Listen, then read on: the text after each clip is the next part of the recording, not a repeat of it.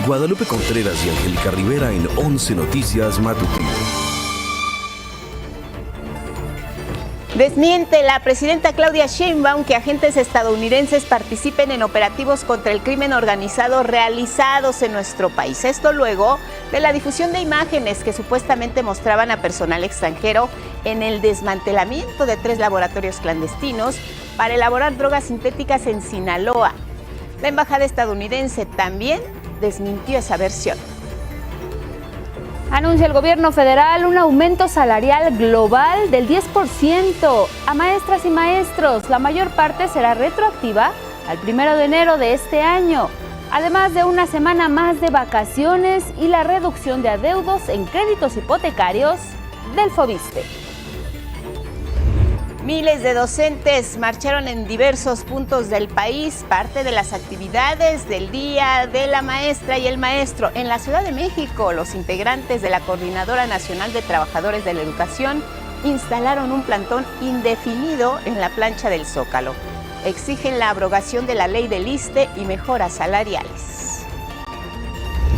Firma el Gobierno de México acuerdo voluntario de contenido social con 28 empresas para que tiendas de autoservicio, departamentales y plataformas digitales aumenten la venta de productos mexicanos.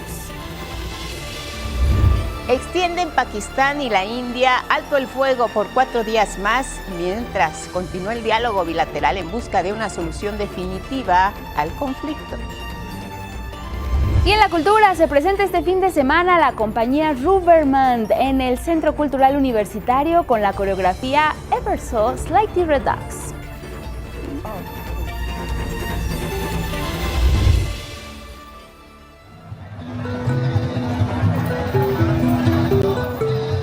Desde 1849 se celebra la Feria de Sevilla. Inicialmente la feria mostraba un ambiente campestre, pero con el crecimiento de la ciudad fue adquiriendo tintes más urbanos. Las personas se reúnen para disfrutar de música, baile, gastronomía y sobre todo el paseo en caballo y también en carroza.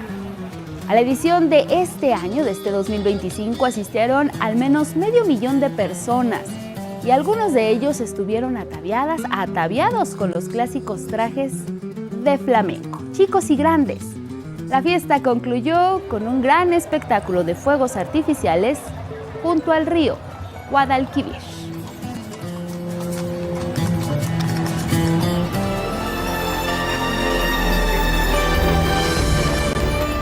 Y con estas imágenes les damos la bienvenida. Gracias por cerrar con nosotros. La semana se fue rapidísima. ¿Cómo estás, Elvira Angélica Rivera? Así es, Guadalupe, muy buenos días. Viernes 16 de mayo, bienvenidas y bienvenidos. Como siempre ya lo saben, lo más relevante aquí en nuestra pantalla. Buenos días, Magdalena Alejo junto con Lía Vadillo alternan en la interpretación en lengua de señas mexicana. Gracias por vernos y seguirnos en nuestras plataformas digitales. Y les recordamos que también nos pueden seguir y escuchar a través de Radio Instituto Politécnico Nacional. Estamos en el 95.7 de FM. Si ya nos sintoniza, desde aquí les saludamos. También a quienes nos siguen más allá de nuestras fronteras a través de la señal internacional. El código QR que aparece en la pantalla lo puede escanear, le lleva directamente a nuestra página. Y hoy pues es viernes de nuestra pregunta del día. Tenemos una pregunta para cerrar la semana. Miren, este 17 de mayo es el Día Mundial del Reciclaje. ¿Ustedes de qué forma adoptan este tema del reciclaje a lo largo de su día a día? Esperamos sus respuestas. Las leemos al final de este espacio. Vámonos directo con los detalles. El tema de la injerencia extranjera en nuestro país es una situación que la presidenta Claudia Sheinbaum ha desmentido en todo momento. Lo más reciente fueron versiones de que agentes de Estados Unidos participaron en operativos contra el crimen organizado. La mandataria ha insistido en que siempre va a defender la soberanía del país y que en su gobierno no hay subordinación ni se permite el injerencismo. Nos cuenta más Karen Ballesteros. No hay subordinación ni participación de elementos de alguna agencia de Estados Unidos en algún operativo. En México opera las agencias mexicanas y allá en Estados Unidos, pues las agencias de Estados Unidos. La presidenta Claudia Sheinbaum rechazó que agentes estadounidenses participen en los operativos que se realizan en territorio mexicano contra el crimen organizado. La aclaración se da luego de que algunos medios retomaron una imagen y un tuit publicados por la Embajada de Estados Unidos en México sobre el desmantelamiento de 3 laboratorios clandestinos en Sinaloa y la atribuyeron a la participación de elementos estadounidenses. Este jueves, la Embajada estadounidense difundió una nota aclaratoria en la que desmintió la participación de agentes del ICE en el operativo. La embajada señaló que en sus publicaciones se informó claramente que las operaciones de desmantelamiento fueron dirigidas por un equipo de la Agencia de Investigación Criminal de la Fiscalía General de la República, el cual está certificado por el Servicio de Inmigración y Control de Aduanas de Estados Unidos, ICE, y que las aseveraciones en los medios son totalmente sacadas de contexto. En la matutina, la presidenta señaló datos erróneos con los que se justificó la información de la supuesta intervención extranjera. Es falsa, no es una fotografía que corresponda a lo que viene ahí en esa publicación. Incluso ahí se dice un vehículo de la defensa. En la fotografía no se observa ningún logotipo de la Defensa Nacional. La presidenta leyó la Ley de Seguridad Nacional, que en 2020, en el sexenio del presidente López Obrador, se reformó para regular la presencia de agencias extranjeras como la DEA y la CIA en nuestro país. Y reiteró que a diferencia de otras administraciones, en su gobierno no habrá subordinación. Desde que llegó la Cuarta Transformación, la relación con Estados Unidos y sus agencias es distinta. A Estados Unidos no le gusta, o a las agencias en particular, que no puedan entrar como entraban antes. Pues ellos quisieran seguir operando como en el periodo del neoliberalismo, en el periodo de Calderón. Bajo ninguna circunstancia se va a permitir el injerencismo o la violación a nuestra soberanía. 11 Noticias, Karen Ballesteros. Vámonos con otros temas, y es que este jueves se recordó y se conmemoró el Día de las Maestras y los Maestros, y por ello el gobierno federal anunció un incremento salarial para las y los docentes, así como otros beneficios, esto en reconocimiento a la labor que realizan todos los días en las aulas. En este momento, retroactivo al 1 de enero, vamos a dar 9% de aumento salarial global, con un adicional. A partir de septiembre, 1% más como reconocimiento a las maestras y a los maestros. De verdad que ojalá pudiéramos dar más, ¿no? Significa un presupuesto anual adicional de 36,000 millones de pesos.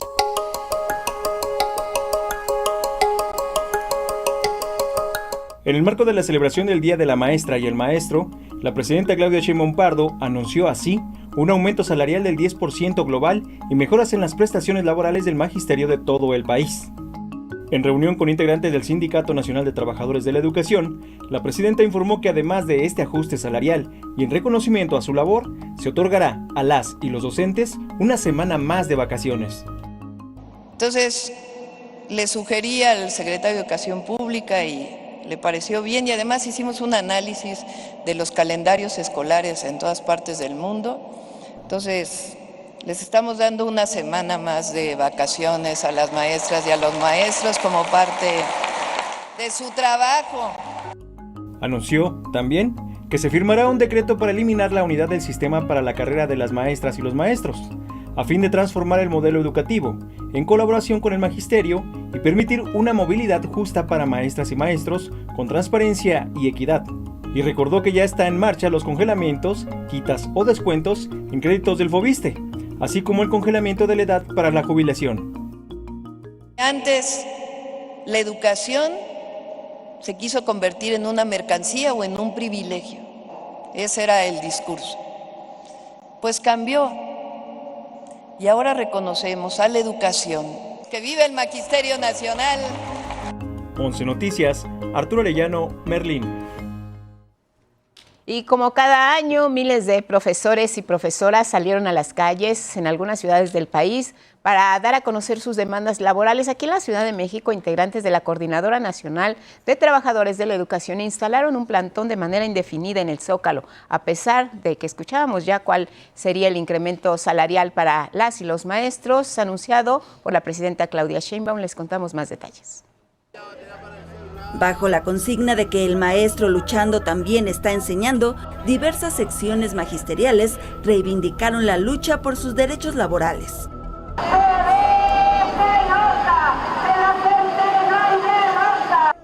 Integrantes de la Coordinadora Nacional de Trabajadores de la Educación, la CENTE, en la Ciudad de México, marcharon del Ángel de la Independencia al Zócalo para hacer escuchar sus demandas. La insistencia es que debe abrogarse la ley del ISSSTE 2007. ¿Por qué no se quiere tocar esta ley? Porque hay intereses. El retorno al sistema solidario de pensiones, rechazamos contundentemente lo que refiere a las cuentas individuales, que desde luego beneficia a sistemas privados como lo son las AFORES, al tener que ahorrar más de 1.800.000, 2 millones para retirarse y no recibir una pensión, sino un retiro.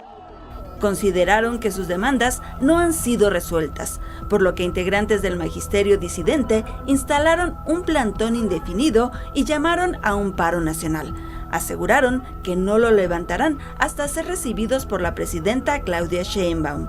En tanto, otros sectores del magisterio afirmaron que en estos últimos años se ha avanzado en la revalorización de las maestras y maestros. Agradecieron el incremento salarial anunciado este jueves por la presidenta. Se revalorizó la imagen del magisterio, así lo considero yo, porque pues yo siento que estaba devaluada.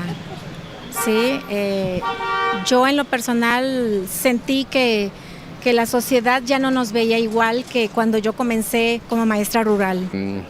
Hoy recuperó alguna de esas propuestas realizadas anteriormente y pues particularmente anunció el incremento salarial al Magisterio Nacional. 9% con retroactividad al 1 de enero y un 1% adicional a partir del día 1 de septiembre. La presidenta pues reconoció la labor en la transformación del país a través de la educación por medio de los maestros y pues también nos dio a conocer lo que ella ha propuesto para la mejora, como son lo de las viviendas, lo de cambio de UCICAM. Ella entiende nuestro sentir, la labor que tenemos con nuestros alumnos y en realidad pues también las buenas noticias que nos dio la presidenta en su mensaje. Como cuáles, que un aumento salarial para los maestros, un reconocimiento a la labor que tenemos y también algunos ajustes que se tendrán que hacer en UCICAM para la asignación y para el movimiento de los maestros. Con información de Axel Meneses y Judith Hernández e imágenes de Jorge Bejarano y Cristian Aguilar, 11 Noticias. El secretario general del Sindicato Nacional de Trabajadores de la Educación, el CENTE, Alfonso Cepeda Sala, se manifestó en contra del paro y las movilizaciones que realizan integrantes de la CENTE y consideró que estas acciones solo afectan a las y los estudiantes. A las compañeras y compañeros que impulsan medidas como el paro de labores, les decimos con respeto, pero con firmeza, entendemos su indignación. Coincidimos con sus demandas, pero no compartimos sus métodos de lucha. ¿Por qué? Porque afectar a nuestros estudiantes, más que una medida de presión sobre el gobierno, es más una herida a nuestras comunidades educativas. En la reunión que tuvieron con la presidenta Claudia Sheinbaum a propósito del Día de las Maestras y los Maestros, el líder sindical y senador aseguró que su lucha no es solo por mejores condiciones para maestras y maestros, sino también para el pueblo de México. Hay buenas noticias para las y los trabajadores en la capital del país. Se van a invertir más de 1.200 millones para mejorar las condiciones laborales en más de 42,000 personas que se desempeñan en el servicio público de la Ciudad de México.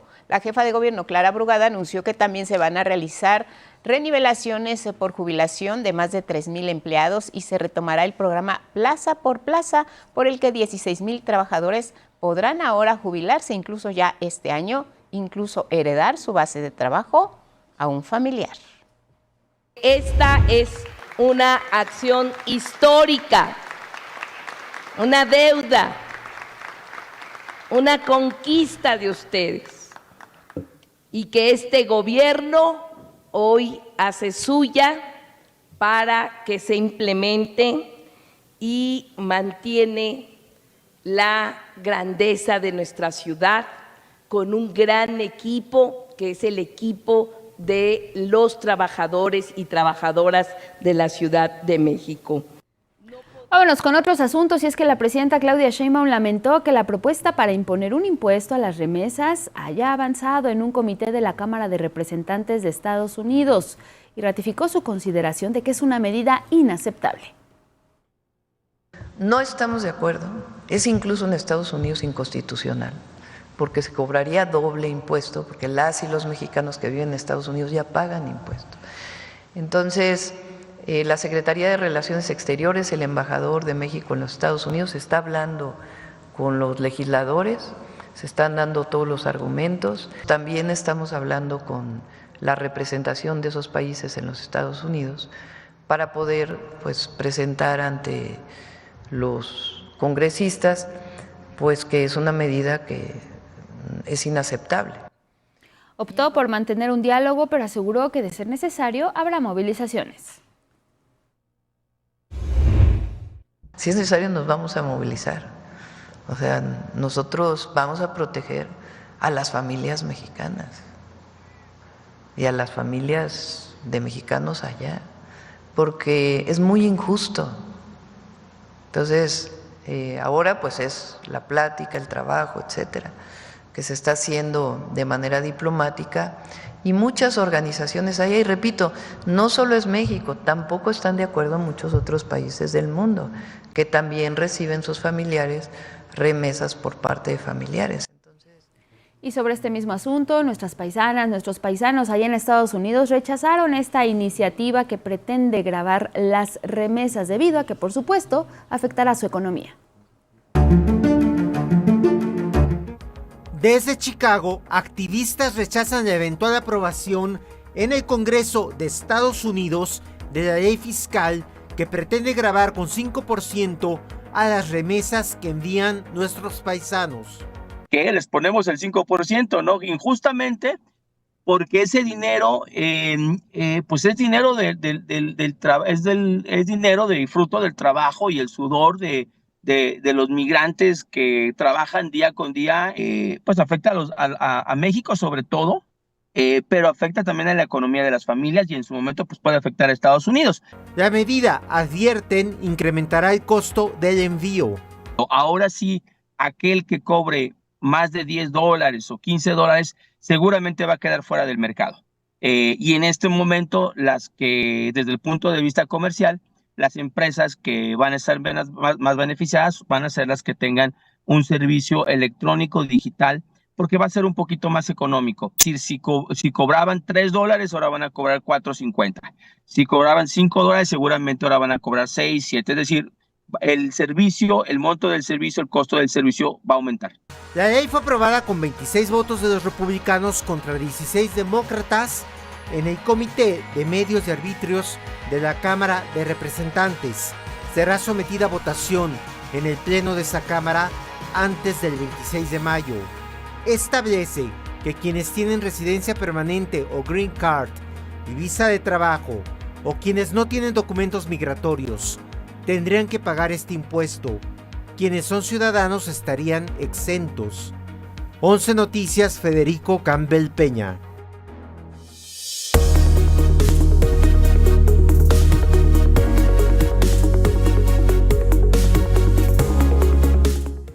A las 6:26 en la hora del centro, nuestro portal y las planas de los diarios. Nuestro portal de verdad vale mucho la pena que lo revise. Tiene toda la información, no solo de nuestros espacios noticiosos, también lo que es más relevante a nivel nacional e internacional y que hemos recuperado para ustedes.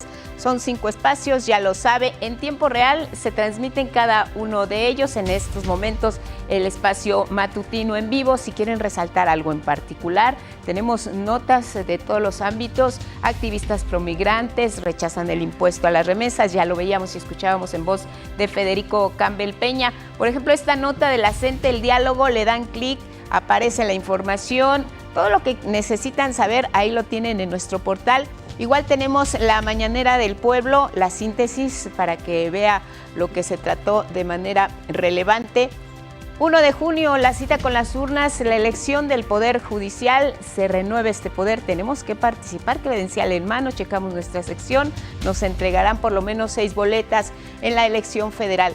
La relación México, Estados Unidos y Canadá, este micrositio se actualiza también con lo más reciente de este tema de los socios comerciales. Vámonos a revisar las planas, los diarios que incluyen, como destacan, la información de las últimas horas. El Universal presenta buen rostro, transnacionales vinculadas con huachicol fiscal, es su nota de primera plana. Una pérdida de 1,000 millones de pesos con cada desembarque, dice la titular del ramo, y revela también más sobreprecio en compra de medicinas. Esta es la línea editorial del Universal. Por el tema de los ingresos, asesinan a presidente municipal en Oaxaca. Cártel Jalisco Nueva Generación es el ganador de la guerra entre los chapitos y los mayitos. La fotografía es el brillo a las torres de satélite que recuperaron su presencia y que ya están ahí a la vista de todos. Del Universal, así Milenio, vámonos con la principal. DEA descubre narcosindicato detrás de tráfico de crudo y gas, y también el aumento de 9% a vacaciones a maestros. De Milenio revisamos la portada del Economista. Banjico concreta tercer recorte a la tasa y podría ser otro en junio. Y por último, vamos a revisar la jornada. Moviliza gobierno federal, todo lo que tiene a la mano. 6:30 de la mañana, seguimos en 11 Noticias, vamos con temas económicos, y es que el Banco de México, con la presencia de todos sus miembros, la Junta de Gobierno del Banco de México decidió por unanimidad disminuir la tasa de interés interbancaria a un día a un nivel de 8.50% con efectos a partir del 16 de mayo de 2025. Esta reducción en 50 puntos base es el menor nivel desde septiembre de 2022. Es la tercera ocasión consecutiva en que Banjico disminuye dicha tasa ante la espiral inflacionaria al cierre de abril, cuando se ubicó en 3.93%. Esta medida busca aminorar el nivel de las tasas de interés de créditos y financiamientos a largo plazo, incentivando el consumo. Para fortalecer la economía, el gobierno federal busca aumentar la exhibición de los productos en venta hechos en México en distintos establecimientos, y para lograrlo se firmó un acuerdo con distintos empresarios. Los detalles. Al menos la mitad de los productos que se vendan en gran parte de tiendas de autoservicio, departamentales, farmacias y plataformas digitales en el país serán artículos 100% hechos en México. Esto gracias al acuerdo voluntario de contenido nacional que firmó la presidenta Claudia Sheinbaum con 28 empresas y que forma parte del Plan México. Entre las empresas que se sumaron a esta acción están Chedraui, H-E-B, Walmart, Oxxo, Liverpool, Soriana, Sanborns, Mercado Libre y Amazon. Que el objetivo, junto con el Plan México o parte del Plan México, es aumentar el porcentaje de productos que se fabrican en México en la comercialización. Esto nos va a permitir fortalecer la economía del país priorizando lo que producimos y manufacturamos en México. El acuerdo va a estar vigente durante 3 años, después se renovaría en 28. ¿Cómo aumentará el contenido nacional en cada tienda? En tiendas de autoservicio y minoristas, los artículos mexicanos pasarán paulatinamente del 50 al 70%. En farmacias, 55% serán productos mexicanos. En tiendas departamentales será 42%. En otras tiendas se pasará del 20 al 28%. Es importante cómo llegamos a ese porcentaje, porque tuvimos que sentarnos con cada una de las empresas, ver qué venden, qué podemos sustituir de lo que importan y en qué tiempo se puede hacer. Y en las plataformas de comercio digital se aplicará una estrategia de promoción de productos hechos en México. Vamos a aumentar, la meta es aumentar también la disponibilidad y ubicación, visibilidad de los productos hechos en México, porque hoy no es fácil en esas plataformas que sepas quién hace qué. Ahora sí lo vas a tener claro, qué está hecho en México y qué no está hecho en México. Esta estrategia ayudará también a pequeñas y medianas empresas, ya que los grandes consorcios buscarán más proveedores de productos mexicanos. Tenemos 90 días de implementación. Estimamos que en los próximos días tengamos adhesiones de otras pequeñas empresas en todo el país para que tengamos la mayor cobertura posible. 11 Noticias, Karen Ballesteros.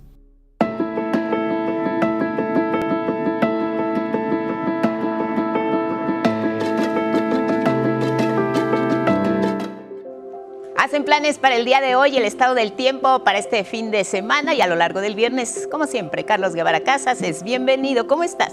Hola, buenos días Lupita, buenos días Angie, buenos días también para usted y mañana es un fin de semana bastante especial porque un par de días al año la sombra deja de acompañar a las personas que viven en algunos lugares del planeta que están cercanos al Ecuador. Se debe a la inclinación de la Tierra, esto es conocido como el paso cenital del Sol. Es un curioso fenómeno que ocurre cuando el astro rey se encuentra justo sobre nuestras cabezas, permitiendo que los rayos caigan completamente en vertical, por lo que no proyectan nuestra silueta. Se conoce como días sin sombra y se dan entre los trópicos de Cáncer y Capricornio. Más al norte y al sur, debido a la curvatura de la Tierra, siempre habrá sombra. Y mientras más larga sea esta sombra, más lejos del Ecuador es que estamos. ¿Cada cuándo ocurre este fenómeno? Depende de qué tan lejos del Ecuador esté cada ciudad. Estas son algunas de las fechas estimadas para este año en algunas de las ciudades de nuestro país. Por ejemplo, aquí en la Ciudad de México, el 17 de mayo y 26 de julio. En Mérida, el 23 de mayo y 19 de julio. Y en Cancún, Quintana Roo, se espera que sea el 25 de mayo.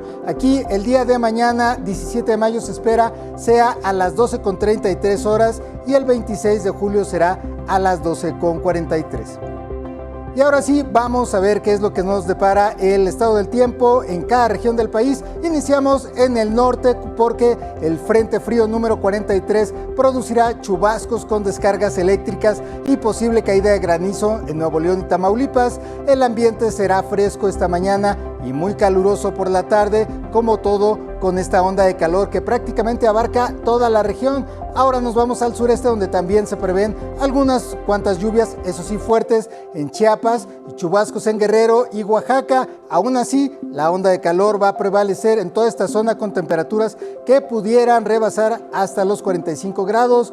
Mucho cuidado con estas temperaturas. Y bueno, aquí en el centro, buenas noticias porque el fin de semana largo que se va a incrementar notablemente las condiciones para que exista un poco de lluvia en toda esta zona, incluida la Ciudad de México, la capital del país. No obstante, el calor va a continuar con máximas superiores a 30 grados. Y bueno, en el occidente del país, el domingo finalmente va a llover después de una muy larga temporada de calor, de oleada de calor. Fuerte en Jalisco lloverá, Michoacán y el oriente de Colima. La onda de calor, eso sí, va a persistir con temperaturas de 30 grados en tierra caliente allá en Michoacán. Y en la península de Yucatán dominará el cielo medio nublado con muy baja probabilidad de lluvia en toda la región. Las temperaturas, eso sí, podrían alcanzar los 45 grados Celsius. Y finalmente, en el noroeste del país, las temperaturas comenzarán a subir en toda la región. Los vientos van a llegar del oeste con rachas que pueden alcanzar los 50 kilómetros por hora. Y esto fue toda la información del estado del tiempo. Que pase usted un cálido fin de semana sin importar el clima.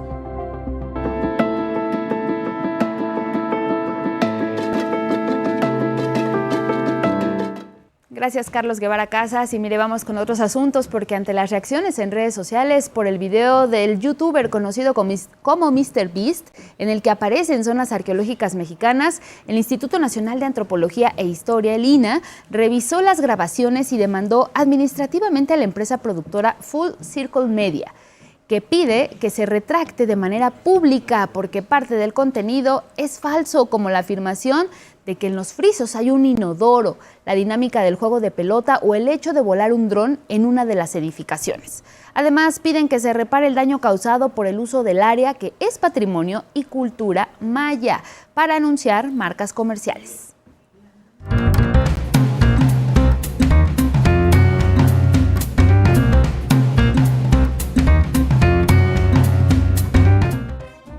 Un gusto, hoy es viernes y hoy nos adelantamos un poco con nuestro cine, claro, pero vale sí. la pena porque, Toñito, traes unas películas de verdad que, bueno, buenas. 10, como dice el letrero, 10. Cuéntanos. Sí, pues gracias, Lupita. Pues bienvenido. Sí, amigos, amigas, buenos días. Pues se invitan a su maestro favorito al cine a ver cualquiera de estas películas que vamos a presentar para ustedes hoy aquí en Miradas al Cine. Arrancamos con buen cine alemán, dirigida por Benjamin Voll. Pues tenemos una película llamada Júpiter, pues nada menos que la historia de un adolescente que se va dando cuenta cómo sus padres van enloqueciendo y haciéndose fanáticos de una secta apocalíptica, Lupita, que le está ofreciendo a la gente salvación, teniendo una colonia en Júpiter, en el planeta Júpiter, porque la Tierra ya se va a acabar. Entonces la película de manera muy inteligente plantea qué pasa, Lupita, cuando somos adolescentes y de repente vemos que nuestra familia como que está tomando unos giros muy raros y bueno, pues tú tienes gustos, tienes cosas que te gustan. A ella, nuestra protagonista, pues le gusta el planeta Tierra, le gusta tener su celular, su novio y bueno, pues de pronto ella tendrá que decidir hacia qué lado se va. Pero bueno, este asunto de las sectas apocalípticas en Europa lo presenta la película de una forma muy interesante. Entonces, Júpiter, pues más que una película de terror o un thriller, es la historia de una adolescente que tiene que decidir hacia dónde se va a ir en la vida. Vámonos ahora a una película desde Túnez. Nos llega dirigida por Kauter Benhania, la película Mis 4 hijas. Fíjate que esa es la historia real de una mujer, Lupita, que tenía 4 hijas. 2 de ellas, cuando vino la primavera árabe, se terminaron uniendo pues a este grupo islámico radical que se llama ISIS y desgraciadamente fallecieron en un atentado. Entonces, pues esta mujer nos cuenta la historia de su vida, pero resulta que la directora hace algo muy interesante.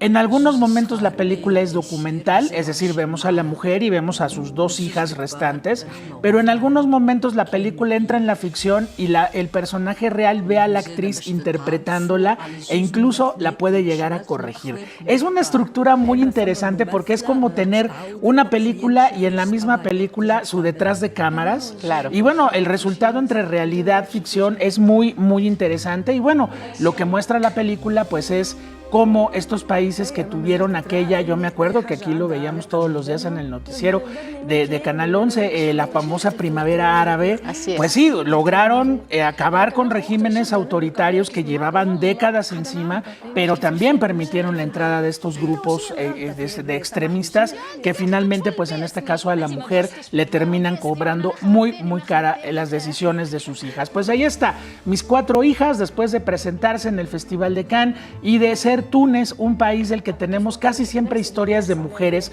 cuando llegan películas a México, pues bueno, no se la pierdan, es una película sobre todo en la cuestión estructural bien interesante. Y terminamos con buen cine mexicano. Dirigida por Alana Simoe, pues tenemos un documental llamado La Falla. Ya fue premiado en el Festival de Morelia y se estrena pues justo en este fin de semana, que es pues todo este movimiento alrededor de los compañeros, colegas, maestros. Y bueno, pues es la historia de una joven maestra que trabaja en una escuela primaria allá en el estado de Jalisco, en una zona rural. Ella da clases a niños y niñas de 2º grado de primaria. Y bueno, a lo largo de todo un año, Lupita, pues vamos viendo qué va ocurriendo entre la maestra y sus alumnos. Vamos teniendo, por ejemplo, clases de educación sexual, donde a través de modelos anatómicos les dice qué partes nadie debe tocar más que ellos mismos. Por otra parte, en algún momento de la película, los niños y la maestra hacen un simulacro de un tiroteo adentro del colegio y bueno, pues finalmente eso es parte de la realidad. Y también otra escena muy interesante es cuando los pone a jugar al papá y a la mamá y de pronto ves pues unas actitudes que si los niños están viendo eso en casa es de preocuparse. Y también pues la maestra es su último año en esta escuela, los niños la van a empezar a extrañar y bueno, de una manera sensible, hermosa y bueno, muy conmovedora, con esta cámara que tú ves puesta en las caras detrás de los chiquitos y dentro del salón de clases. La Falla pues es un retrato muy importante de millones de colegas maestros que están entregando el corazón y el alma en las zonas más recónditas de nuestro país. No se lo pierdan, La Falla se estrena este fin de semana y bueno, pues es nuestra gran opción de cine mexicano, Lupita. Oye, pues con un homenaje a los maestros Claro muy que merecido, sí. y lo que dices es muy cierto, porque realmente algunos trabajan en condiciones pues muy lamentables, hay que decirlo, entregando el alma, entregando el corazón para sus alumnos, para enseñarles, para guiarlos. Pues ahí está, hay que invitarlos, hay que apapacharlos, consentirlos, se lo merecen. Claro que sí. Y además tú eres maestro, Toñito, también te alcanza el abrazo y la felicitación claro que sí, extensiva. Lupita. Gracias por Gracias a ti. traernos, como siempre, Muchas excelentes gracias. recomendaciones, Toñito. Nos vemos el próximo Nos viernes. vemos el próximo Gracias. viernes. Saludos en casa. Tenemos más esta mañana aquí en el 11.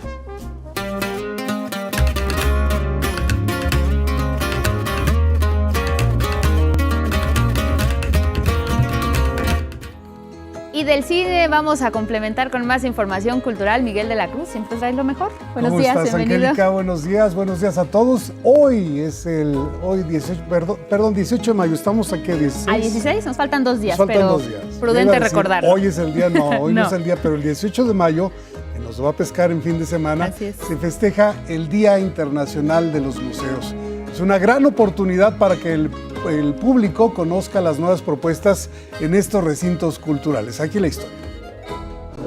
Este 2025 se cumplen 48 años de la celebración del Día Internacional de los Museos, el 18 de mayo, efeméride impulsada por el Consejo Internacional de Museos, que tiene por misión mostrar la relevancia de estos recintos como un medio importante de intercambio cultural, enriquecimiento y desarrollo del entendimiento. En México, con más de 1,800 museos en todo el territorio nacional y casi 200 en la Ciudad de México, el día resulta una reflexión más que oportuna ante el tema de este año, el futuro de los museos en comunidades en constante cambio. Estamos siendo capaces de crear este diálogo que es vital para la sociedad, pero que es fundamental para que los museos continúen jugando el papel que deben de jugar en términos de el conjunto social. En el caso del Museo Nacional de Culturas Populares, esa misión comunitaria ha sido eje desde su fundación. Es uno de los primeros que atendió a la cultura comunitaria. Cuando surge en 1982, la mayoría de los museos estaban dedicados a las bellas artes, lo cual es sumamente importante. Sin embargo, faltaba este espacio para las culturas comunitarias, para las expresiones más auténticas de los pueblos originarios, y es así como se ha ido a lo largo ya de 43 años que cumplen este 2025, una agenda que va formada a partir de las solicitudes de los grupos. Para el curador David Cáliz resulta una responsabilidad colectiva de todos los involucrados en el funcionamiento de un museo. Es una responsabilidad grande. Creo que estamos trabajando para que los museos se conviertan en espacios que propicien el pensamiento, pero que también propicien experiencias y emociones. Sin embargo, al charlar con asistentes a recintos de exhibición, resulta que han sido ajenos a todo. Es la primera vez también que vengo a una exposición por la invitación de su sobrino de mi hija. Pero sí, se ve interesante. Ante este panorama se entiende la pertinencia del Día Internacional de los Museos y del compromiso de todas las personas que día a día hacen posible que los acervos y obras provoquen diálogos. Creo que eso es algo que de repente se nos olvida. ¿Qué piden las audiencias? ¿Qué les hace ruido? ¿Qué les permite cuestionarse? ¿Qué les gusta y qué no les gusta? Así de fácil. Y creo que la escucha es parte importante. Con imágenes de Christopher Arismendi, Dante Gutiérrez y Miguel Escobar, 11 Noticias, Saray Campech. Bueno, la compañía Rubber Band, con más de 20 años de trayectoria, dirigida por Víctor Quijada, coreógrafo nacido en Los Ángeles de padres mexicanos y quien ha aportado elementos del breakdance a la escena dancística de Quebec, se presenta este sábado y domingo en el Centro Cultural Universitario con la coreografía Ever So Slightly Redux. La exploración de mezclar lo energético y lo físico del el baile callejero con esa sensibilidad, emoción y conexión entre seres humanos. 10 intérpretes en escena con enérgica expresión dancística y musical que giran en torno a la exploración del movimiento en el marco de Aleph, Festival de Ciencia y Arte. Recuerde, sábado 19 horas y domingo 18 horas en la sala Miguel Covarrubias del Centro Cultural Universitario. Vámonos al libro del día, es Péguese mi lengua, de Fernando Solano, editado por El Tapiz del Unicornio. Este libro en voz de su autor. Es una historia del Segundo Imperio. Se ponen en circulación las memorias de Concha Lombardo de Miramón, la esposa de Miguel Miramón, y aparece desde luego pues, como personaje necesario Maximiliano, aparece también Carlota, pero el eje de la historia es básicamente la historia amorosa entre Concha Lombardo y Miramón. Es en cierto sentido lo que yo llamaría una historia conjetural. Ocurrió lo que se cuenta, pero quizá no ocurrió como se cuenta. Va a haber una circularidad, muchas voces concurren y van componiendo un fresco. Termina con el destino de las memorias de Concha, que es un poco accidentado, un poco bastante novelesco. Bueno, y leo con el 11 concluimos la lectura de la novela Pronunciaré sus nombres, de Tamara Trotner, editado por Alfaguara. El X de hoy es de Antonieta y dice: tranquila, le dije al oído, te prometo que ellos nunca serán olvidados. Te prometo que yo pronunciaré sus nombres. Bueno, la sala de lectura será este sábado a las 17 horas en la Biblioteca de México, ubicada en Plaza de la Ciudadela número 4 en el centro. Lo mejor de todo, ya tenemos nueva lectura. Se trata de Autobiografía de la piel, de Ana Clavel, editada por Alfaguara. Ana Clavel ya ha estado con nosotros, ahora una vez más con otro libro. Quien guste leer todos los días, enviar al menos un X sobre lo leído y asistir a la sala de lectura el 31 de mayo a las 5 de la tarde. Solicite su libro de cortesía con el hashtag Leo con el 11, hashtag Leo con el 11. Bueno, hoy se cumplen 108 años del nacimiento del escritor mexicano Juan Rulfo. Conocido por su narrativa, también se le reconoce una voz poética. En Sonora, el poema del día, la poesía de Rulfo, que en alguna parte dice: se me perdían los ojos mirándote, los rayos de la luna filtrándose sobre tu cara, no me cansaba de ver esa aparición que eras tú. Quien lo solicite lo comparto completo por X, @MiguelD, solo la D, L.A. Cruz. Hasta aquí, Cultura. Nada más, Miguel. Oye, preguntaba yo desatinadamente que ya se terminaba la semana, pero no, Miguel. Hay sala de lectura 5 de la tarde. ¿Y qué más tenemos para este fin de semana? Bueno, hoy les recomiendo que pongan atención a la Fundación Elena Poniatowska. Le entregan un reconocimiento a Pancho Cárdenas. Es un escultor originario de Iztapalapa. Recordarás una escultura que se hizo sobre el Papa Juan Pablo y está en Calzada de Guadalupe. Es de su autoría, esa y muchas obras más. Ha tenido mucho reconocimiento fuera, también dentro, pero sobre todo fuera ha sido significativo. Hoy tiene un reconocimiento y se presenta una publicación relacionada con el arte. Pues quién quita y se pasa una tarde agradable en Martí 105, que es la dirección de la fundación, en la colonia Escandón, 18 horas, hay una cita con Pancho Cárdenas. Ahí está la invitación, Miguel, muy buena, porque además se trata de acercarnos, por ejemplo, a este escultor mexicano, ¿no? Sí. Vemos a lo mejor ciertas figuras, de pronto no sabemos quiénes son. Exactamente, sería bueno conocerlo, reconocerlo y descubrir la labor tan buena que ha hecho en Iztapalapa, algo, difundir el arte. Claro. El arte escultórico principalmente, pues es uno de los personajes urbanos que hay que descubrir. Destacar, así es, y conocer. Muchas gracias, Miguel de la Cruz. Ahí está la invitación y por supuesto mañana a la sala de lectura, 5 de la tarde. Gracias, Miguel. Gracias. Nos vemos el lunes. Los espero a todos. Vámonos con más información. Les recordamos, nuestra pregunta del día es viernes y queremos conocer su punto de vista sobre este tema. 17 de mayo, Día Mundial del Reciclaje. ¿De qué forma están reciclando en casa, en su día a día, en el trabajo, incluso en su camino a algún lugar, como puede ser también en la escuela? En fin, cuéntenos, compártanos, este espacio es de ustedes y leeremos sus respuestas al final. Y miren, en este contexto y a propósito del próximo Día Mundial del Reciclaje, lo que se busca es sensibilizar a todos y cada uno de nosotros sobre una gestión responsable en el manejo de los residuos. Es una herramienta clave el reciclaje para proteger sin duda los ecosistemas, combatir el cambio climático y garantizar un futuro más sustentable para las próximas generaciones. El lema de este año es: reciclar es mucho más que una acción, es un compromiso diario con el futuro de nuestro planeta. Ese es el lema. Y recordemos que para poder depositar los residuos tenemos 4 colores clave de contenedores, que son el azul, el amarillo, el verde claro y el verde oscuro. En el azul se deposita papel y cartón, en el amarillo son los envases de plástico, las latas de aluminio y las bolsas.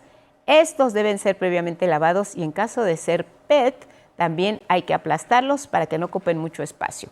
En el verde claro se coloca el vidrio. Los envases tienen que ser lavados antes de preferencia y hay que quitarle las tapas. En el caso del contenedor verde oscuro, los residuos orgánicos, que son los restos de comida, hojarasca y pasto, son los que se colocan en este sitio. Y bueno, para conocer un poco más de esta fecha conmemorativa, el Día Mundial del Reciclaje, les vamos a compartir algunos datos. Inicialmente, este día fue proclamado por la UNESCO, lo hizo desde 2005 y es con la intención de promover la gestión responsable de los residuos y también de la protección al medio ambiente, y les compartimos algunos datos. Mire, desde 2004 se dio a conocer la iniciativa de las 3 R's. ¿Cuáles son ellas? Reciclar, reducir y reutilizar. Vamos a iniciar, por ejemplo, por reciclar. Este es el proceso por el cual se aprovechan los residuos sólidos y así se obtienen materias primas que pueden reintegrarse en los ciclos de producción o de consumo. La otra es reducir y se refiere a disminuir los volúmenes de basura que generamos, así como el consumo de recursos como agua y energía. También tenemos dentro de estas 3 R's a la de reutilizar, que se refiere a extender la vida útil de cada producto que compramos o consumimos, sobre todo aquellos que están fabricados de materiales contaminantes, para disminuir, por supuesto, pues el impacto ambiental y también para reducir la necesidad de producir nuevos bienes. Posteriormente se añadieron otras 3 R's, que es repensar, reestructurar y redistribuir. Y esto es particularmente para analizar la forma de vida, el estilo de vida que llevamos, diferenciar las necesidades esenciales de aquellas que no lo son y, por supuesto, el consumo. Esto va de la mano con lo que consumimos día a día. Mire, de acuerdo con la UNESCO, el 99% de las cosas que consumimos se desechan hasta en 6 meses. Además, no estamos aprovechando los residuos orgánicos compostables, que representan el 44% de todos nuestros desechos. Ello es desaprovechado. En México, una persona produce casi 1 kilo de residuos sólidos al día, lo que anualmente significan 42 millones de toneladas en todo nuestro país. De esa cantidad, únicamente alrededor del 70% termina en relleno sanitario. ¿Esto qué significa? Que se desaprovecha el resto y la oportunidad de reciclar o darles otro valor a esos residuos. Entre los materiales que pueden reutilizarse y por lo tanto es muy importante separarlos para hacer un uso eficiente de los recursos naturales, están principalmente la tela, la madera, el vidrio y el metal. Pero también se sugiere separar para facilitar su reciclaje otros materiales como el PET, el cartón, el unicel, las fibras sintéticas, el hule y los materiales de construcción, entre muchos otros. Lo principal es separar. Finalmente, es necesario reflexionar sobre el reciclaje en general en nuestra vida. Entre otras ventajas, disminuye la tala de árboles, por ello la contaminación del agua, de nuestro aire y también de nuestra tierra, de nuestro suelo. Y además, pues con ello se genera el ahorro de materias primas y también de energía. Es por ello que pues hoy les estamos preguntando, ¿ustedes cómo reciclan diariamente después de conocer pues estos beneficios y esta importancia de reciclar? Vámonos con otros temas. La presidenta Claudia Sheinbaum felicitó al primer ministro de Canadá, Mark Carney, por la ratificación de su mandato en las pasadas elecciones. En una llamada, ambos líderes hablaron sobre la relación bilateral, la continuidad del programa de trabajadores agrícolas temporales, así como la importancia de mantener el TEMEC para fortalecer la competitividad de México, Canadá y Estados Unidos. El primer ministro canadiense publicó que fue bueno hablar con la presidenta Claudia Sheinbaum sobre la sólida relación comercial entre ambos países. Destacó que el libre comercio entre Canadá y México ha sido una fuente de prosperidad, empleo y fortaleza, y señaló que protegerán esta alianza crucial ante las crisis económicas del mundo. En Oaxaca fue ejecutado el alcalde de Santa María Amoltepec, Mario Hernández García. En la agresión armada fallecieron 2 personas más que acompañaban al edil. Y bueno, desafortunadamente el presidente y otras 2 más fallecen en el traslado, entiendo yo, a la propia lugar donde recibirían atención médica. Bueno, momento de irnos a una pausa, le invitamos a que se quede con nosotros, vamos a conversar sobre estas conversaciones que ya iniciaron ahora sí allá en Turquía, esto con miras a encontrar una salida pacífica, encontrar la paz duradera en el conflicto entre Rusia y Ucrania. Están reunidos en Turquía las principales delegaciones de ambos países, es importante y necesario encontrar la paz. Recordar también que incluso el nuevo Papa León XIV se ha ofrecido como mediador en este conflicto. Al regresar vamos a conversar sobre ello y también vamos a estar conociendo más información internacional sobre lo que está pasando en el resto del mundo. Por supuesto que también tenemos información deportiva. Hay un plan de seguridad ante las lluvias aquí en la Ciudad de México. El gobierno capitalino dio a conocer una estrategia muy específica que puede ayudar a que disminuyan los accidentes y también prevenirnos. Hacemos una pausa y volvemos.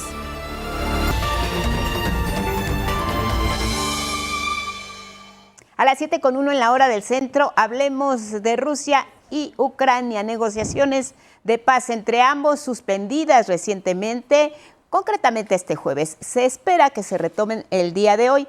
Las delegaciones de ambos países en conflicto se reunieron en Estambul con la intermediación de la Secretaría de Relaciones Exteriores de Turquía, que ha resaltado esta necesidad de resolver el conflicto por la vía diplomática y no por la vía armada. Al conocerlo, el presidente ruso Vladimir Putin, definitivamente decidió no asistir al encuentro en Estambul. El mandatario ucraniano Volodymyr Zelensky decidió entonces no viajar tampoco a esa ciudad. Ambos enviaron a una delegación de segundo nivel, es lo que se comenta entre los analistas. Las reuniones entre diplomáticos rusos y de Ucrania, definitivamente no arrojó resultados. Están acusando mutuamente de no tomar en serio las negociaciones. Las primeras ocurrieron en marzo de 2022, entonces se frustró la primera posibilidad de acabar con la guerra mediante la negociación. Rusia no siente la necesidad de terminar la guerra, lo que significa que no hay suficiente presión política, económica y de otro tipo sobre la Federación Rusa. No hay planes por ahora. Hay una delegación rusa en Estambul esperando a la parte ucraniana. Y miren, ahí tenemos al presidente de los Estados Unidos, Donald Trump, desde el avión presidencial en ruta de Qatar a Emiratos Árabes Unidos. Afirmó que el acuerdo de paz entre Moscú y Kiev se va a concretar hasta que él, Donald Trump, se reúna con Vladimir Putin. No pasará nada hasta que Putin y yo nos reunamos, ¿de acuerdo? Él no iba si yo no estaba allí. Y no creo que vaya a pasar nada hasta que él y yo estemos juntos.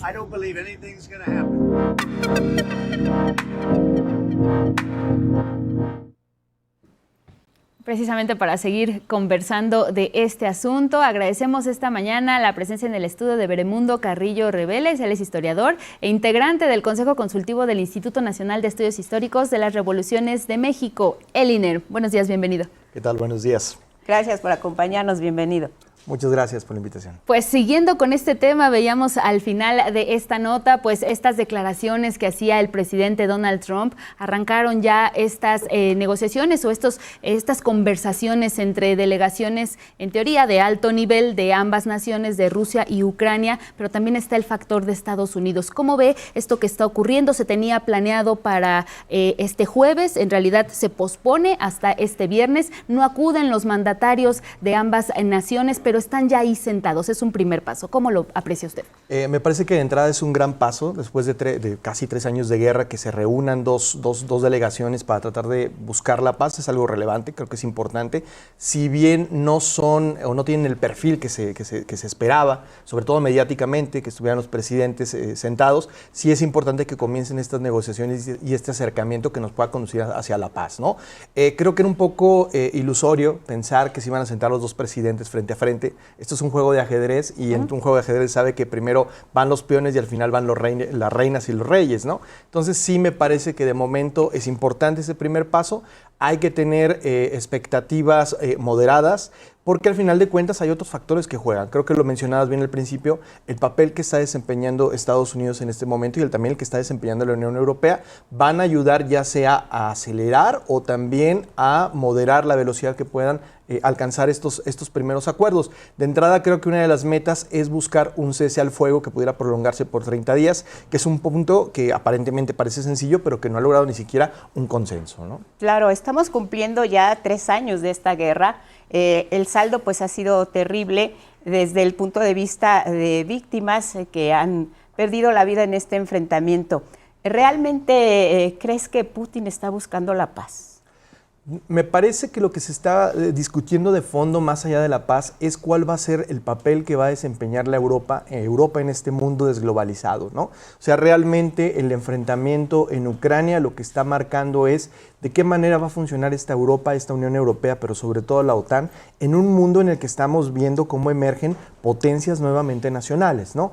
Es mucho más complicado que solo el tema de Ucrania, ¿no? ¿Por qué estalla la guerra en Ucrania? Estalla porque desde la perspectiva de Rusia se ha roto el pacto que se había establecido de seguridad de acuerdo a la OTAN y se cambian las reglas de la Guerra Fría y después del proceso de la caída de la Unión Soviética, ¿no? Entonces lo que estamos viendo a la larga, más allá del cese al fuego en este conflicto bilateral, es ver cuál es el papel que va a asumir Europa, de qué manera se va a reconfigurar y qué va a pasar con la OTAN. Una de las discusiones centrales en este momento es la exigencia a los países miembros de la OTAN, mayormente europeos, para que incrementen su gasto militar, ¿no? Están pidiéndoles que gasten el 5% del PIB, lo cual en los países europeos pues genera una gran controversia porque implica reducir al gasto social, ¿no? En países, por ejemplo, con gobiernos, digamos, de corte socialista, progresista como España, hay un debate muy fuerte porque no se llega ni siquiera al 2%. Imagínense lo que implicaría gastar al 5%. Entonces, de entrada, lo que estamos viendo más allá del cese a fuego es cuál va a ser el papel que juega Europa en este nuevo mundo en el que los Estados Unidos pues también están presionando bastante para que Europa asuma un papel mucho más activo y en el que también se ha acercado a Rusia, porque es una realidad, hay una relación, a veces parece como de vaqueros mucho entre Trump y Putin, pero en realidad lo que se está tratando es de fortalecer políticamente a Rusia para tener un contrapeso frente a China, ¿no? Si ustedes ven, recientemente fue la conmemoración del fin de la Segunda Guerra Mundial, hubo una reunión de alto nivel entre China y Rusia y lo que está haciendo Trump es tratar de tener un acercamiento también con Rusia para distender esta polarización a la que parece que se encamina el mundo entre dos grandes potencias que son China y que son los Estados Unidos. ¿Qué es lo que quiero decir en esto? Que lo que estamos viendo es cómo en este tablero, en esta mesa, están emergiendo nuevos actores, ¿no? Está por una parte la Unión Europea, que tiene que definir qué es lo que va a hacer con su estructura en un mundo desglobalizado. Está por el otro lado China, que es una potencia ya tal, pero también está Rusia y están otros países que son claves. Las negociaciones se están llevando a cabo en Turquía. Turquía está emergiendo también como una potencia que aspira a tener un alcance internacional. Por otra parte, también está la India, que está muy interesada en este proceso, en estas negociaciones entre Rusia y Ucrania. Y de América Latina me parece muy relevante, para cerrar, mencionar el caso de Brasil, que también se ha apuntalado mucho a involucrarse en estas negociaciones, entendiendo que no solo es la paz entre Rusia y Ucrania, sino que se está reconfigurando el orden internacional. Ahora bien, si bien lo mencionaba usted, que es un primer paso estas negociaciones, esta mesa que se está estableciendo, pero Rusia ha sido muy claro, digamos, coloquialmente fuerte y quedito, ha dicho específicamente que tiene condiciones muy claras, ¿no? Y hace un momento usted mismo lo señalaba, como es que Ucrania debe de renunciar a siquiera su intento por ingresar a la OTAN, pero también que se declare como un país neutral, que reconozca incluso estas regiones anexadas, ¿no? Como parte también Crimea. ¿Usted ve posibilidades de que Ucrania porque pues son los que está sentado en la mesa, ¿no? Si bien la Unión Europea, como mencionaba, juega un papel importante, pero Ucrania es quien está sentado a la mesa. ¿Ve posibilidades de que ceda en estas especificaciones en las que Rusia no quita el dedo del renglón? Creo que las exigencias que ha puesto Rusia son muy altas para lograr como una paz definitiva. Sin embargo, me parece que en una negociación se establecen metas altas, tratando de lograr metas intermedias. Obviamente no lo va a ver así Rusia, me parece que no lo va a decir explícitamente, pero creo que parte de lo que está exigiendo el gobierno de Estados Unidos a través de su propio presidente de Trump es tratar de buscar otras vías y otras rutas para lograr consensos, ¿no? Ustedes recordarán esta escena inédita que fue muy humillante también de la reunión que tuvo Zelensky con Trump en Estados Unidos, donde incluso se enfrentan en algo que no hemos visto en mucho tiempo públicamente, y era esta exigencia para que también Ucrania busque alguna alternativa para tratar de distender. De momento pareciera que estuviéramos en un callejón sin salida, sin embargo me parece que va a depender mucho del papel que jueguen otros países, la Unión Europea, por supuesto, Turquía, Brasil, los que hemos mencionado, para buscar alternativas y algún estado intermedio que permita terminar la guerra. Creo que es muy importante, una de las presiones que tiene muy fuerte, sobre todo Rusia,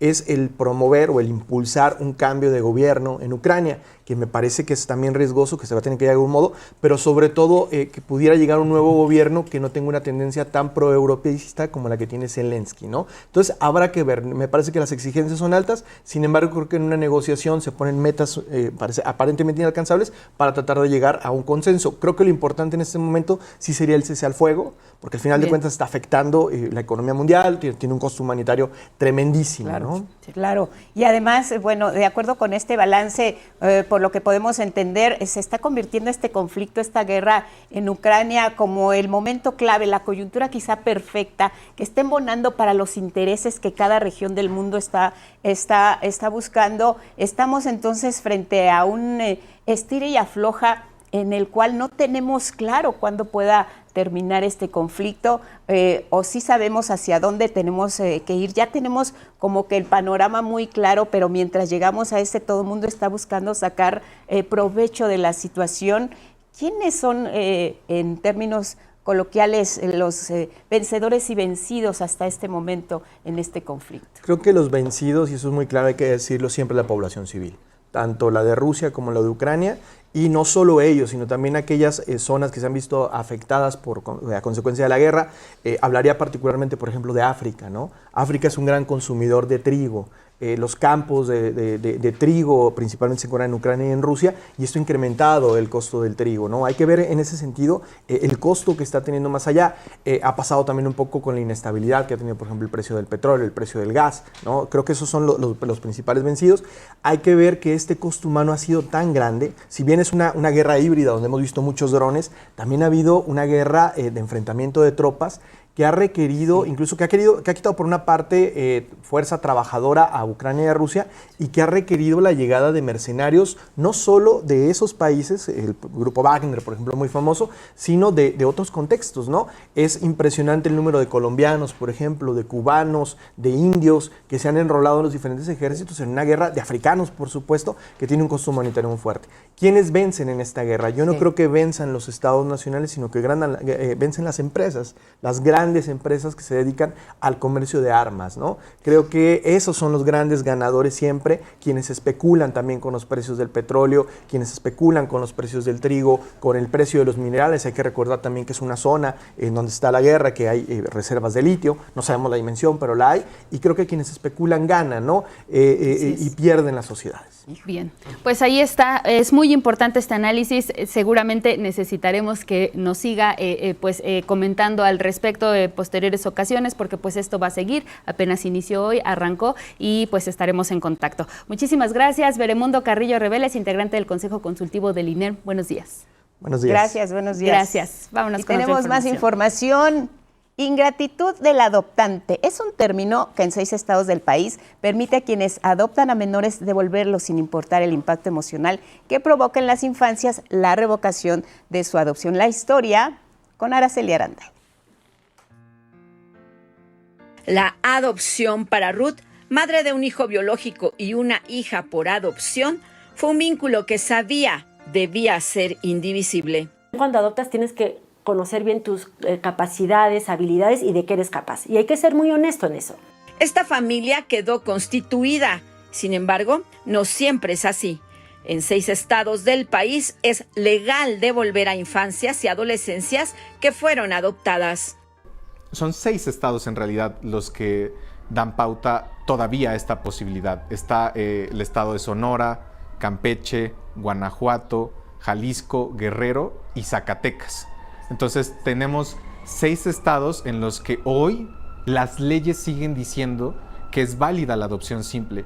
Sin importar el derecho de los niños, niñas y adolescentes a vivir en familia, las leyes estatales de esos 6 estados permiten que quienes hacen la solicitud devuelvan a las infancias porque no cumplieron con sus expectativas. Y algo que nos parece terrible y reprobable es que una de las supuestas razones para revocar la adopción sea la ingratitud del adoptado. El impacto emocional que deja en ellos y ellas cuando se realiza la revocación de su adopción es muy grave. Va desde el sentimiento de abandono, miedo y confusión, destacó el especialista en temas de infancia, Juan Martín Pérez García. La vivencia que un niño y una niña en adopción que es retornado va a hacer que él o ella es quien no sirve, quien falló. Y generalmente lo que tenemos que dejar claro es que quien falla es el Estado. Actualmente se contemplan 2 tipos de adopción, la plena y la simple. Esta última, a pesar de ser derogada en el Código Civil Federal, se aplica en algunos estados y por ello se les permite revocar la adopción. La adopción plena se asocia y se considera en el Código Civil Federal como si fuera consanguínea, es decir, como si fueran hijos de nacimiento natural. En la adopción simple todavía hay esta nebulosa que permite que las familias adoptantes puedan regresar a niños y niñas. Para el DIF nacional, esos vacíos son los que permiten que autoridades locales autoricen esta práctica que atenta contra los derechos humanos de las infancias. En buena medida es responsabilidad del Estado. Desde la Procuraduría Federal me parece que hemos reconocido que hay una responsabilidad por las autoridades que han entregado certificados de idoneidad a personas que realmente, y los hechos hablan por sí solos, no eran idóneas. No obstante, las autoridades de esos 6 estados niegan exista la revocación de adopción. Tal es el caso de Guanajuato. No se ha dado, es falso, nosotros no hemos tenido conocimiento de una adopción que hayan devuelto a los niños y además ahí hablaban de devolución como si fuera un objeto y creo que ahí nos equivocamos todos. Cabe recordar que en 2019 la Ley General de los Derechos de Niñas, Niños y Adolescentes se reformó y con ello los 32 congresos locales tienen la obligación de retirar la adopción simple y establecer en todos los procesos de adopción que sean plenos e irrevocables.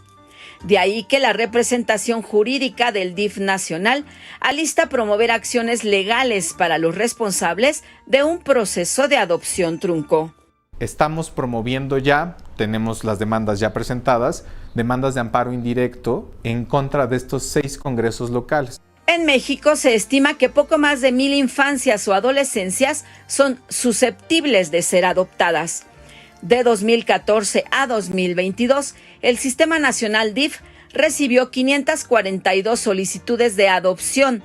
De estas, 119 fueron concluidas.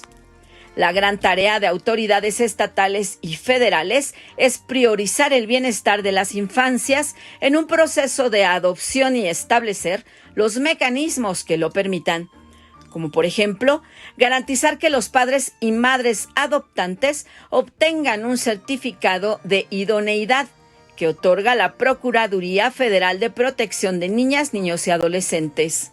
Quieren asegurarse que el procedimiento va a ser exitoso, porque es importante que sea exitoso. Es importante para esos niños y niñas que sea exitoso, porque si el procedimiento no es exitoso, ¿qué significa eso? Que hay padres que en algún momento dicen, no, pues ya no, entonces inician un procedimiento que al final no concluyen o que concluye mal. ¿Y quiénes se ven afectados? Pues los niños y niñas. 11 Noticias, Araceli Aranday.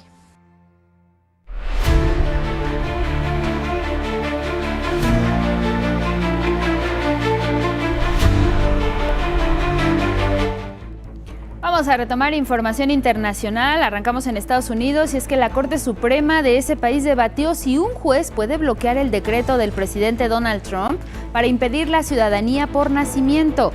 Esta medida que afectaría a miles de recién nacidos de padres y madres migrantes. Los 9 jueces del máximo tribunal escucharon argumentos a favor y en contra respecto a si los tribunales de distrito tienen facultades para detener las órdenes ejecutivas presidenciales.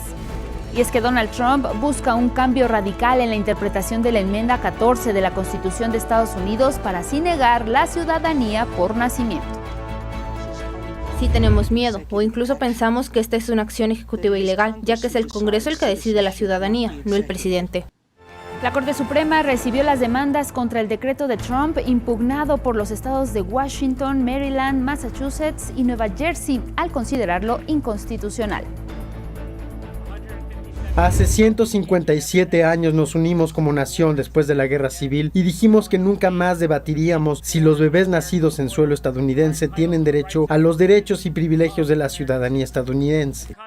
Activistas inmigrantes se manifestaron frente a la Corte contra este decreto de Donald Trump y de manera irónica el secretario de Estado Marco Rubio afirmó que Estados Unidos es un país compasivo al recibir personas migrantes. Somos la nación más compasiva del mundo. Cada año 1 millón de personas migran legalmente a Estados Unidos con residencia permanente. Ningún otro país se acerca a ese nivel de compasión. Llevamos haciéndolo desde hace mucho tiempo, pero no pueden ser 5 millones al año, con 4 millones entrando de forma ilegal. Eso no es viable y no hay nada compasivo en eso para los estadounidenses. En la Franja de Gaza continúan los ataques israelíes que han causado la muerte de más de 100 personas en las últimas horas. La mayoría fallecieron en la región de Han Yunis, al sur del territorio. Entre las víctimas, mujeres, niños y niñas. Las personas fallecidas registran a un periodista de la televisora catarí Al Arabi TV, quien murió junto con 11 miembros de su familia. Vamos a Uruguay. Miles de personas acompañaron el féretro de José Mujica en el segundo día de sus funerales que se realizan allá en Montevideo. El pueblo despidió a Pepe, como le llamaban, desde la calle frente al Congreso con canciones de protesta que acompañaron la vida de este líder de la izquierda latinoamericana.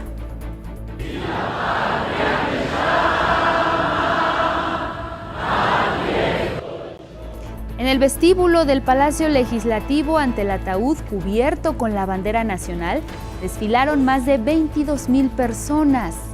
Firme y serena, la compañera de vida del exmandatario, Lucía Topolansky, recibió el abrazo solidario y afectuoso del presidente actual de Uruguay, Yamandu Orsi, también del mandatario de Chile, Gabriel Boric, y del de Brasil, Luis Ignacio Lula da Silva. Ahí estuvieron estos líderes.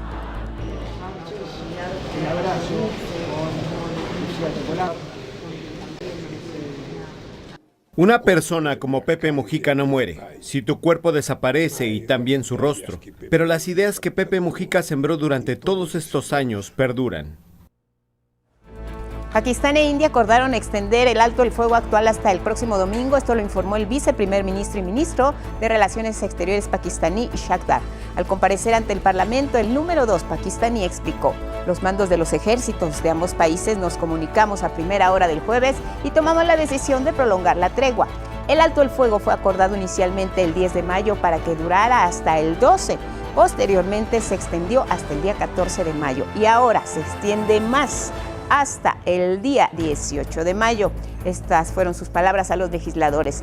Ishaq Dar dio cuenta de los planes compartidos de continuar este diálogo político binacional en busca de solucionar definitivamente el conflicto. Bueno, vamos a ver ahora los temas que destacan algunos diarios en el mundo. Iniciamos esta revisión en Uruguay con el diario El País. Y es que su primera plana es sobre esto que le informamos hace un momento, los funerales de Pepe Mujica, el último adiós al expresidente de Uruguay, y su titular principal es Lula en el último adiós a Mujica. Y es que estuvieron ahí precisamente el presidente de Brasil, pero también estuvo el de Chile, Gabriel Boric, y también pues otros líderes mundiales. Se destaca la presencia precisamente de Luis Ignacio Lula da Silva. En la imagen principal de este diario lo que nos muestra pues es el féretro cubierto con la bandera del país, ramos de flores, personas cercanas al ataúd. En otra información que destaca este diario, habla sobre la reunión en Turquía entre Rusia y Ucrania para llegar a un posible acuerdo. Sin embargo, pues se da en un ambiente de pocas expectativas, ya lo analizábamos hace un momento, y lo que destaca el diario es de esta forma: Estados Unidos, solo Putin y Trump pueden acabar la guerra. Y es que pues ambos mandatarios, tanto Ucrania como Rusia, pues enviaron delegaciones a Turquía para tener este encuentro. Por lo pronto no serán ellos quienes se encuentren cara a cara. Vámonos hasta Chile con La Tercera. Este diario chileno, su nota principal habla sobre el informe del Consejo Fiscal Autónomo, el cual no fue bien recibido por el gobierno, y es que el órgano critica severamente el manejo fiscal dirigido por Mario Marcel, y en respuesta el titular de las Finanzas Públicas envió un oficio a la Comisión Mixta de Presupuestos cuestionando las opiniones emitidas. También habla sobre Constanza Martínez, presidenta del Frente Amplio, que está en el ojo público por su manejo de crisis en el caso de Procultura. Y es que tanto la teoría del espionaje político como desvincularse del caso y endosar la responsabilidad al Partido Demócrata Cristiano desató cuestionamientos a su gestión. Ahí está, presidenta en la mira por el manejo de crisis en caso Procultura. La imagen principal de La Tercera también es este funeral de Pepe Mujica allá en Montevideo. Se observa al fondo al presidente de Chile, Gabriel Boric, acompañando a la esposa de Pepe Mujica, Lucía Topolansky, la viuda ahora del fallecido líder uruguayo. Así terminamos ahora con España en el mundo. Su nota principal es una entrevista con Mijailo Podolyak, el mano izquierda del presidente de Ucrania, Volodymyr Zelensky, y uno de los hombres de máxima confianza del líder, que ya estuvo en el equipo que negoció la paz con Rusia, pero esto en 2022, y lo titula de esta manera: la Rusia de Putin no quiere y no va a salir de la guerra. Son las declaraciones que hace precisamente pues este funcionario cercano al presidente de Ucrania. Es que refiere que utiliza la guerra Vladimir Putin como una herramienta política. La imagen principal de este diario se puede observar al líder de Turquía, Recep Tayyip Erdogan. El mandatario turco está recibiendo a Volodymyr Zelensky, el presidente de Ucrania, en Ankara, en la capital, mientras esperaban el inicio de las conversaciones con Rusia en Estambul. También este diario destaca cómo es que la publicación de mensajes de WhatsApp del presidente del gobierno español, Pedro Sánchez, están debilitando su imagen política. Y es que el 62% considera que Pedro Sánchez debería dar explicaciones, y un 42% de los encuestados que afectará el apoyo de este partido Podemos. Hasta aquí esta revisión y la información internacional. Vámonos con más. Hablemos de la cultura de la prevención que evita crisis en momentos difíciles. Bajo esta premisa, el Instituto Mexicano del Seguro Social ha puesto en marcha el pago en línea y anticipado para la contratación y renovación de planes funerarios. Nos cuenta más Araceli Aranday. En México, solo 4 de cada 10 personas previenen gastos funerarios, lo que provoca que, llegado el momento, los deudos enfrenten costos elevados de hasta 40,000 pesos por los servicios luctuosos de un familiar. Para facilitar a las familias mexicanas la contratación y renovación de los planes funerarios y su pago anticipado, el Instituto Mexicano del Seguro Social implementó el pago en línea para este tipo de servicios. Esta modalidad está disponible para derechohabientes y población en general a través del link www.ims.gov.mx/servicios/velatorios. Es el primer paso a la digitalización de los servicios funerarios que hacemos a la población usuaria. El nuevo sistema de pago en línea, que permite pagar con tarjetas de crédito o débito, reduce tiempos de atención y promueve la cultura de prevención, al asegurar una cobertura adecuada y evitar gastos excesivos en momentos críticos. Ya no se tengan que desplazar físicamente a las instalaciones de los velatorios del instituto, sino que a través del portal del IMSS, en el aplicativo de pago en línea, puedan contratar o renovar sus planes de previsión funeraria. Actualmente, los 18 velatorios del IMSS, ubicados en 15 entidades federativas, ofrecen en promedio 2.600 servicios funerarios al mes. Con la implementación del pago en línea, liberado el 5 de mayo del 2025, se espera que más de 6.400 personas utilicen este servicio en su primer año de operación. Para obtener más detalles sobre los servicios de los velatorios IMSS, cada instalación cuenta con un número telefónico de contacto disponible en el enlace www.ims.gov.mx/servicios/velatorios. Solo es necesario hacer clic en la pestaña Ubicación. Además, se puede llamar al teléfono 813-42-376, donde personal calificado brindará el asesoramiento necesario. 11 Noticias, Araceli Aranday.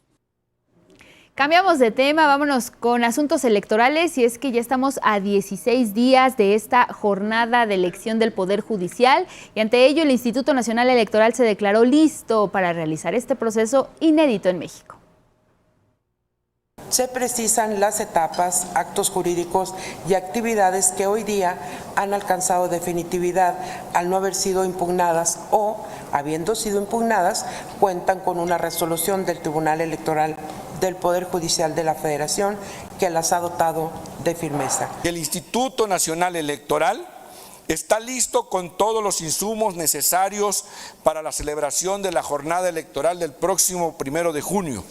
Por lo que hacemos un llamado respetuoso a la ciudadanía para invitarlos a que acudan a su casilla seccional y sepan que su boleta les esperará, que su voto está seguro, vale y cuenta.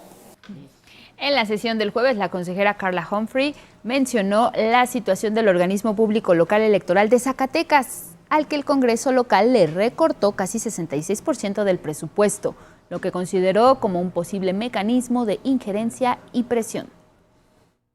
Una disminución de recursos o la falta de la administración adecuada de estos recursos limita las capacidades de operación de los institutos electorales locales y pone en riesgo su desempeño.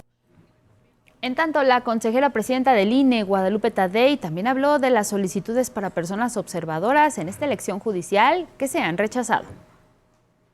Hasta este momento, 38,000 han sido rechazados por estar en alguno de los supuestos siguientes: en la lista de los padrones de militancia de cada uno de los partidos nacionales, haber sido candidato en los tiempos que marcan los requisitos que no pudo haber sido representante general de partido, haber sido ser en este momento funcionario público con cercanía a los programas sociales o ser servidor de la nación. La Secretaría de Seguridad Ciudadana de la Ciudad de México emitió una alerta por delitos cibernéticos cometidos contra personas de la tercera edad. Las autoridades informaron que el phishing o suplantación de identidad, estafas románticas en línea, el fraude técnico o soporte falso, el secuestro de cuentas y estafas de lotería o premios son los principales delitos cibernéticos de los que son víctimas las personas adultas mayores. La Policía Cibernética reportó que el 40% de las denuncias corresponden al delito de fraude, 26% a los ataques de fuerza, 25% a la extorsión cibernética y 5% son delitos por acoso cibernético. Las plataformas más utilizadas son la mensajería instantánea en un 35%, las llamadas y mensajes de texto en un 26%, los sitios web para extorsionar en un 16% y otro tipo de aplicaciones con el 12%. En redes sociales el porcentaje es de 11% y ahí vienen las recomendaciones a la población, a las y los ciudadanos: no proporcionar documentos personales, dirección, números de cuenta, tarjetas de crédito, contraseñas o direcciones de correo electrónico. Verificar llamadas telefónicas, mensajes de texto si los reciben, sobre el tema de recompensas, premios, sorteos o préstamos incluso de dinero. Hay que checarlo muy bien y no participar. Probablemente, sabemos muchos de ellos, son falsos. En el caso de llamadas de un banco, su proveedor de internet o alguna institución oficial, lo que hay que hacer definitivamente es colgar y comunicarse de manera inmediata a los números oficiales. Hay que usar también contraseñas largas que no contengan nuestra información, como nombres de familiares o fechas de cumpleaños. Si alguien que conoció recientemente en internet, pues definitivamente le declara su amor en menos de 24 horas, inmediatamente le pide dinero, pues probablemente se trate de una estafa. Así que no envíe dinero, no comparte información con personas que no conozca y físicamente, ante cualquier duda, acuda con el familiar, con el amigo, con la persona de confianza, pregúntele, me estás llamando, necesitas dinero, comuníquese a la brevedad con ellos y después, por supuesto, denuncie. La denuncia es fundamental. La Policía Cibernética pone a su disposición los siguientes números: 55 52 42 5100. La extensión 5086. También hay un correo electrónico, policiacibernética@scs.cdmx.gov.mx en el caso de la capital del país. La denuncia es fundamental para terminar con los delitos de extorsión y fraude. Vámonos con otros temas. La Ciudad de México, el gobierno capitalino ya se está preparando para atender encharcamientos e inundaciones durante esta temporada de lluvias. El plan contempla desasolve de coladeras, adquisición de vehículos especializados y un despliegue de elementos que atiendan oportunamente cualquier contingencia, como nos cuenta mi compañera Gabriela Jiménez. El gobierno de la Ciudad de México inició la operación del Plan de Seguridad Hidrometeorológica para atender encharcamientos, inundaciones y otras contingencias provocadas por la temporada de lluvias del 15 de mayo al 30 de noviembre. El secretario de Gestión Integral del Agua, Mario Esparza, anunció que se ampliará la capacidad de monitoreo de fenómenos hídricos hasta el estado de Hidalgo. Vamos a ampliar la capacidad de monitoreo del radar para alcanzar a ver también ciertas infraestructuras en el estado de Hidalgo que nos van a ayudar a esta toma de decisiones. Esto consiste en alguna adecuación que vamos a hacer con recursos propios, con nuestro propio personal, para ampliar la capacidad de monitoreo de nuestro radar. Este año se adquirirán 150 vehículos nuevos especializados en desagüe. Se llevará a cabo el desasolve de casi 6,000 coladeras y se desplegará a más de 1,600 elementos de las Secretarías del Agua, Gestión Integral de Riesgos y Protección Civil, así como de obras y servicios para atender oportunamente situaciones de riesgo de manera integral. Las demarcaciones con mayor riesgo de inundaciones son Iztapalapa, Tlalpan, Gustavo A. Madero, Venustiano Carranza y Cuauhtémoc. Y el nivel rojo es la activación cuando ya rebasan los 5 milímetros en un periodo de 6 horas o el drenaje profundo presenta niveles altos. Y aquí ya es cuando se activan los grupos de trabajo, donde la Conagua se le tiene que estar informando tanto por parte de la Ciudad de México como del Estado de México y el Estado de Hidalgo. El taponeamiento de coladeras por desechos es la principal causa de inundaciones. Por ello, las autoridades hacen un llamado a la población a no tirar basura y mantener limpia la red hidráulica. No verter grasas ni sustancias corrosivas al drenaje. Mantener limpias las coladeras y banquetas. No tirar basura en la calle. No tirar basura en barrancas y laderas. Es el principal motivo de taponamientos de agua pluvial. Con imágenes de Cristian Meléndez y Yair Maya, 11 Noticias, Gabriela Jiménez. Querétaro se convirtió en la primera entidad del país en tipificar el grooming como delito, además de establecer restricciones al uso de redes sociales por parte de menores de edad. Grooming es cuando un adulto mediante engaños se gana la confianza de una niña, un niño o un adolescente a través de plataformas web con el fin de obtener imágenes o videos que posteriormente utiliza con connotación sexual. Las y los policías de la Ciudad de México recibirán clases de inglés para mejorar la atención a los turistas durante la Copa Mundial de Fútbol 2026. Durante la graduación 293 de la Universidad del Policía, la jefa de gobierno, Clara Brugada, informó que más de 18.500 uniformados y uniformadas fortalecerán sus habilidades. Asimismo, la jefa de gobierno anunció que mantendrá el aumento salarial del 9% anual para las y los policías de la capital del país, que se implementó durante la administración de la ahora presidenta Claudia Sheinbaum, cuando fungía como mandataria de la Ciudad de México. Este jueves, 108 mujeres y 148 hombres se graduaron de la Universidad de la Policía para incorporarse al Cuerpo de Seguridad y Protección de la Ciudad de México. Este jueves el Tribunal Superior de Justicia del Estado de Puebla ratificó la sentencia de 22 años de prisión contra el exdiputado federal Saúl Huerta, acusado por el delito de violación en agravio de un menor ocurrido en abril de 2021. El exlegislador fue encontrado culpable en febrero del año pasado, por lo que interpuso una apelación para intentar reducir la sentencia. Sin embargo, este 15 de mayo se le notificó que el recurso para revocar el fallo fue rechazado. Vamos a Palacio Nacional. Regresamos al estudio con más información esta mañana aquí en el 11. Hoy comenzaron ya las negociaciones entre Rusia y Ucrania que buscan terminar con la guerra que se desarrolla desde febrero de 2022. De acuerdo con Vladimir Medinsky, líder de la delegación rusa, la reunión fue satisfactoria porque acordaron un intercambio de prisioneros a gran escala. Miren, por cada 1,000 prisioneros de un lado se liberará a 1,000 prisioneros del otro. Otro de los acuerdos, la delegación rusa anotó y va a informar la petición de Ucrania para que las conversaciones sean entre los jefes de Estado, Vladimir Putin y por supuesto también Volodymyr Zelensky. También se adelantó que se presentarán las visiones de ambos países para lograr un alto el fuego.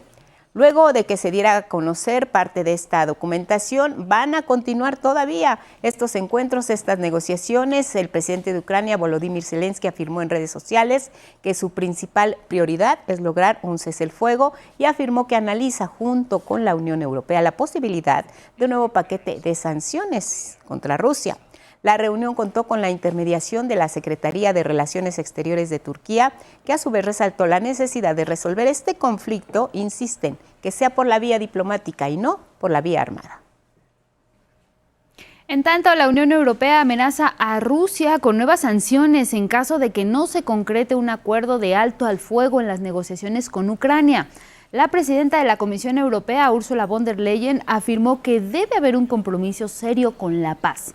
Esto lo dijo durante la reunión de la Comunidad Política Europea, a la que asistieron diversos jefes de Estado, como Emmanuel Macron, presidente de Francia, y Giorgia Meloni, de Italia. Y estamos dispuestos a hacer más para llevar a Putin a la mesa de negociaciones. Muchos de los oradores lo mencionaron. Esta guerra tiene que terminar. El presidente de Ucrania, Volodymyr Zelensky, afirmó que si los rusos rechazan un alto al fuego total e incondicional, se impondrán sanciones duras para presionar a Rusia hasta que ponga fin a la guerra. Viernes de nuestras fiestas, Gigi Grande hoy nos habla sobre la edición 28 del Festival de Cultura de Mayo en Jalisco.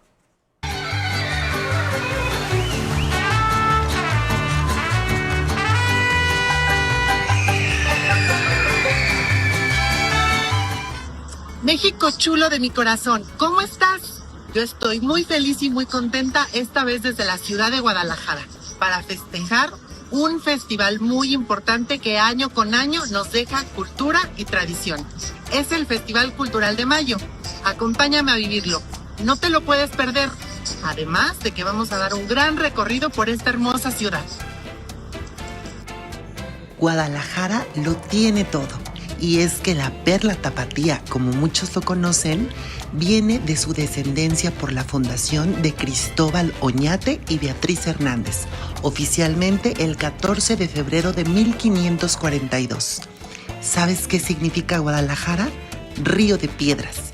Y es que no podemos perder ni dejar a un lado toda la tradición y cultura que nos ofrece esta gran y bella ciudad. Cabe recalcar que en este gran festival se puede contar con grandes expresiones artísticas, como lo es Judo, una actividad para el público infantil. Claro que también conlleva la experiencia inmersa masiva y las luces en color neón.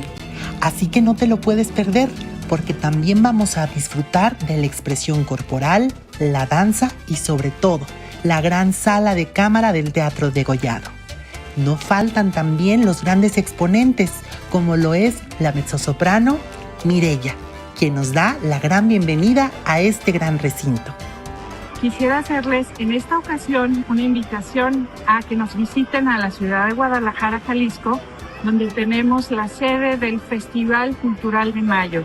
Como cada año hay países invitados. En esta ocasión nuestro país invitado es Canadá. Y es así como llegamos al final de tu sección Nuestras Fiestas. Recuerda que puedes visitar una y otra vez todos los capítulos por el portal de 11 Noticias y además por todas las redes de Canal 11. No te pierdas la siguiente semana un nuevo episodio. ¿En dónde? Solo por el 11.